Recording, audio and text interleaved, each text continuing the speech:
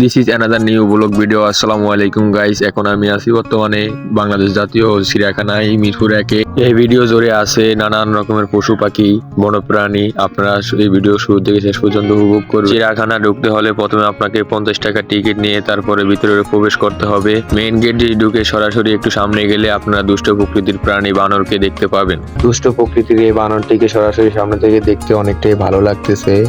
বানরের কাছার অপর দিকে আপনারা গেলে দেখতে পাবেন একটি উড়াল জাতের প্রাণী পিলিকান পাখি। আজ আমি চিড়িয়াখানায় হাঁটতেছি, চারপাশে নানান পশু পাখি, কেউ নীরব, কেউ চঞ্চল, কেউ ক্লান্ত চোখে তাকিয়ে আছে। চারপাশে হাজার হাজার মানুষের ভিড়ে আমি আছি আপনাদের মাঝে। বন্যপ্রাণীদের জন্য একটু ভালোবাসা আর মানবিক আচরণ না থাকলে নয়। একটু সামনে হেঁটে গেলে আমরা দেখতে পারবো বাংলাদেশের জাতীয় প্রাণী রয়্যাল বেঙ্গল টাইগার। এইদিকে বাঘ মামা ঘুমাইতেছে, চারিদিকে সবাই তাকে ডাকতেছে, কিন্তু তার কোনো সারা শব্দ নাই। মানবিক আচরণ আর উল্লাস দিয়ে মাতিয়ে তুলতেছে ছিল কিছু মানুষ, কিন্তু বাঘ মামা তারপরও কোনো সারা শব্দ দেখি না। বাঘ মামা শুয়ে আছে খাঁচার এক কোণে, শস্ত্র নীরব, কিন্তু চোখে কোনো গর্জন নেই। মনে হলো রাজা হলো আজ সেই বন্দি। বাঘ মামাকে দেখে আমরা এখন একটু সামনের দিকে চলে গেলাম। চলে গিয়ে সেখানে দেখতে পেলাম একটি খালি কাঁচা, সেখানে আমরা কিছুই দেখতে পাই নাই। সেখান থেকে আমরা একটু হেঁটে গিয়ে ক্লান্তি ভরা চোখে গিয়ে দেখতে পেলাম আর একটি বাঘের কাঁচা। শয়তান ধরার গর্জন না দেখে আমরা দেখলাম বাঘেরই গর্জন। এদিকে অনেকটা সময় আমরা থেকে দেখলাম বাঘ মামা তার গুহায় প্রবেশ করতেছে। এই পথ দিয়ে একটু সামনে হেঁটে গেলে আপনারা দেখতে পারবেন একটি ঝিল।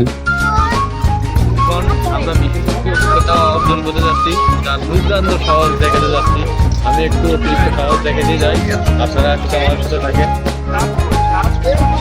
আসলে হয়েছে কি, আমার বন্ধুরা বলছে তুই গাছের আগায় উঠতে পারবি না। আমি আসলে একটু সাহসী, তাই একটু সাহস নিয়ে উঠতে গেলাম, কিন্তু মনের ভিতরে হালকা একটু ভয়ও ছিল।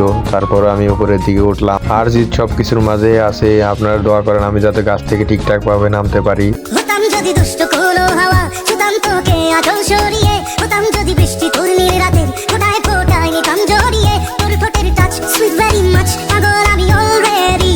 চারিদিক থেকে সবাই তাকিয়ে আছে। এখন আমি গাছ থেকে নেমে যাব। মনের ভিতরে হালকা কিছুটা ভয় কাজ করতেছে, তাই একটু বসে বসে নামার চেষ্টা করলাম। আমি সবসময় দোয়া করলাম আল্লাহ আমি যেন গাছ থেকে না পড়ে যাই। পড়ে গেলে বন্ধুদের সামনে আমার মান সম্মান সব পলিটিন হয়ে যাবে। অবশেষে সফলভাবে গাছ থেকে নেমে আসতে পারলাম। এখান থেকে সরাসরি আমরা গন্ডারের কাছে সামনে যাব। সেখানে এসে দেখে এই গন্ডার তাদের ক্ষুধা মেটানোর জন্য খাবার খাচ্ছে। সময় আমরা ছোটবেলায় দেখতাম এগুলা টিভিতে, এখন আজ সরাসরি সামনে দেখার ভাগ্য হলো। আপনারা সবাই এই ভিডিওতে কমেন্ট করে জানাবেন বন্যপ্রাণীর জন্য আপনাদের কিরকম ভালোবাসা আর অনুভূতি। এখান থেকে হাতের বাম পাশে গেলে আপনারা দেখতে পারবেন একটি কুমিরের খাঁচা। সেখানে এসে কুমিরগুলো দেখতেছি একটি দুষ্টামি করতেছে পানিতে, একটি পাইপ দিয়ে পানি পড়তেছে ঝর্ণার মতো করে। সেখানে একটি কুমির মাথা রেখে তার আরামদায়ক সময় সে কাটাতেছে। তা দেখে আমার কাছে পার্সোনালি ভালোই লাগছে। আপনাদের কাছে কিরকম লাগছে আপনারা কমেন্টে জানাবেন।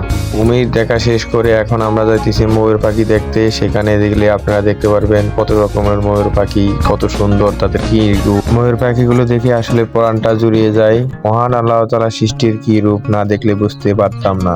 এখান থেকে একটু উপরের দিকে উঠলে আপনারা দেখতে পারবেন বিষধর প্রাণী অজগর। অজগর আসলে একটি অলস টাইপের প্রাণী, যাদের মূল খাবার হলো ইঁদুর আর ব্যাঙ। সেখান থেকে বের হয়ে আমরা দেখতে পেলাম একটি সারস পাখি শিং মাছ শিকার করলো। এখান থেকে কিছুক্ষণ হেঁটে আমরা সামনে গিয়ে দেখতে পেলাম একটি সিংহ তার খাঁচায় এসে ঘুমিয়ে আছে।